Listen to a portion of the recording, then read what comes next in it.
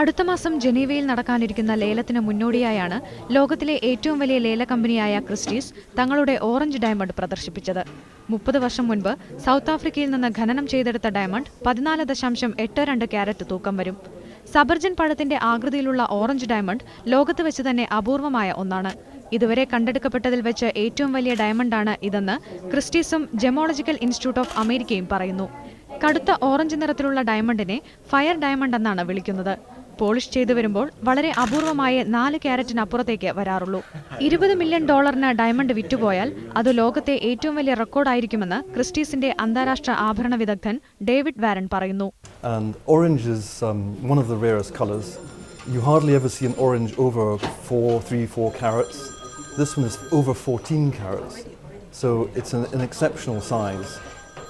We estimated at $17 to $20 million. 1997-ൽ സോത്ബീസ് ലേലകേന്ദ്രമാണ് അവസാനമായി ഇത്തരം സവിശേഷ ഗുണമുള്ള ഓറഞ്ച് ഡയമണ്ട് ലേലത്തിന് വെച്ചത്. 5.54 ക്യാരറ്റ് വരുന്ന ഡയമണ്ടിന് $1.3 മില്യൺ വില ലഭിച്ചു. നവംബർ 12-ന് ക്രിസ്റ്റീസിന്റെ ഓറഞ്ച് ഡയമണ്ട് ജനീവയിൽ ലേലത്തിന് വയ്ക്കും. News desk media 1.